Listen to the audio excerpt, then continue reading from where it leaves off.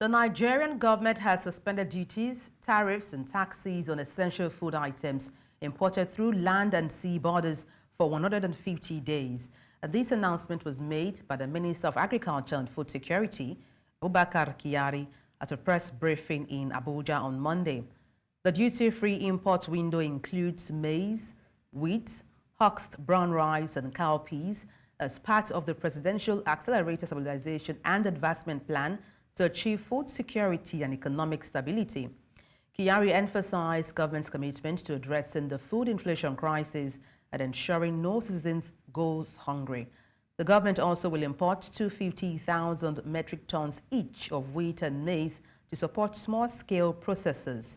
The federal government has also inaugurated the Renewed Hope National Livestock Transformation Implementation Committee to prioritize livestock development. And to unpack this, I am joined by Temitope Kolade, Senior Manager and Lead, ESG and Climate Change Services at Andersen. Good afternoon. Glad to have you join me. Good afternoon. Thanks for having me. Okay, let me start by asking what your thoughts are. Do you think this measure is the step in the right direction to ensure we, get to the point of food security in Nigeria? Apparently, we are in a very critical state in Nigeria where food inflation has jumped by. If you look at the National Bureau of Statistics figures, you will think that inflation rate is just about 30%, so to speak. But in reality, inflation rate has been eating the roofs, and the price of items in the market has had about 3 times multiplication or multiple orders in the last couple of months, and it's one step that needs to be taken in the medium term, I would say, or at the best, the short term. And apparently, when you look at that policy from the government, they've said it's just for 150 days, right? So it's a 150-day window. So I think they're also aware that it's a short-term fix, right? It's not something that is sustainable in itself, but it's a step in the right direction in the short term, I would say. So in the long term, what will have been the more sustainable measure in fixing food insecurity in Nigeria? Like you rightly, referenced, we have food inflation according to NBS, as at May 2024, hitting 41%. So what would have been a holistic measure in tackling food crisis or food insecurity in Nigeria? Apparently, we have to go to the root of the matter. And so the question would be why farmers are not able to farm anymore. Apparently, why do we have increased cost of inputs into the farm as well? Inflation rate is impacting on the cost of inputs, farm implements, for instance. Those who do mechanized farming will tell you that the cost of diesel is also over the roof, and it's impacting on how much they are able to get tractors on the farm to do some work for them. So some farmers are not able to go to farm anymore. Coupled with that is the insecurity issues that we have in the major parts of the north and even theft down south. Right, so some of the herding activity also destroying farm activities and flooding. So it's a bundle of issues that needs to be unpacked, really. But I think that the Ministry of Agriculture has its work cut out for it. The federal government has a work cut out for it. The first step would be to, in my own thoughts, deal with the security issues that we have, restore confidence in people who really want to farm, and get the young people to go to farm, because for all you care, the young people just want white-collar jobs. They don't want to go to farm, whereas they have a greater strength and they can do smart agriculture much more than farming in the old ways where it's just subsistence and not commercial. But then, how much of impact do you see this policy or measure having on domestic production of maize, wheat, rice, and even beans? How much of impact? Well, I would say that I'm not expecting so much from this. In terms of the cost in the market, maybe it would help to manage the costs and bring it down a bit.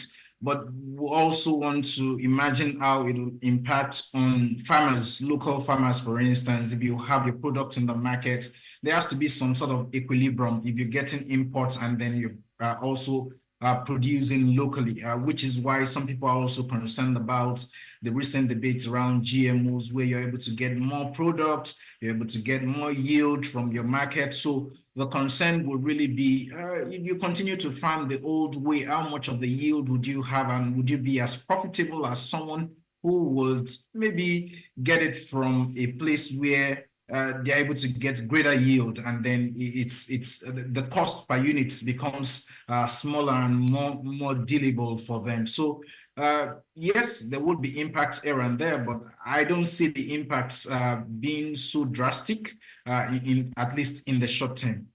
How about for the local farmers? Do you think this might, discourage them or even cause a spike in imports? A spike in imports, yes, maybe some people want to import more if the cost of getting those items locally are, way over the roof. And that's what we've seen for materials like clothing, for instance, shoes. You would find that sometimes even when you want to patronize locally made shoes from leathers in the markets, it's the cost of production is higher. So it's really finding that equilibrium between the cost of production locally and the cost of imports. Like I said earlier, if you're going to be importing from a place where they got greater yield by doing very little because they did mechanized farming, they also add some great inputs into the farm that gave them a bumper harvest, right? It would mean that it's coming at a reasonable minimal cost compared to what is being produced locally. So should the farmer stop? I would say no. What they need to do is to ensure that they go to farm more smarter so that they can have better yield in Nigeria as well. Maybe some will be discouraged if they always use the traditional ways of farming, but they have to up their games. But they also have to think about the fact that we cannot continue as a country to import for the long term. So it's not a sustainable measure. So they shouldn't really go out of the farms. Now, there are criticisms as to how workable this policy is. Yes, the policy introduces recommended retail price for imported food items, but then critics are saying, how feasible is it for the government to enforce this price nationwide? Well, if you ask me, I would have to ask the government how they're going to implement that recommended retail price. But I think the phrase gives it up already, saying that it's recommended, right? To the extent that we do not have regulated markets for food, it would really be difficult to say that someone has imported an item for a particular price and he cannot make a decent gain on it, right? There could be some members of the FCP, for instance, Consumer Protection FCP, going around to ensure that they enforce some sort of compliance with the recommended price, but how far would they be able to go again? Because it's supposed to be a free market, and how much of regulation can be done in that regard. So at the best is a recommended price, and I will think that the market forces would have to play their roles to ensure that we have the right pricing for whatever item that is imported.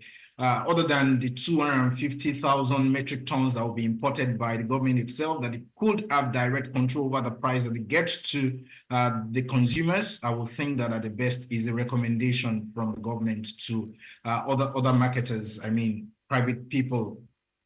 Well, thank you so much for your expertise, Temitope Kolade, Senior Manager and Lead ESG and Climate Change Services at Andersen. Many thanks indeed for your insights. Thanks for having me. Stakeholders in Abuja will take that news after this break. Stay with us.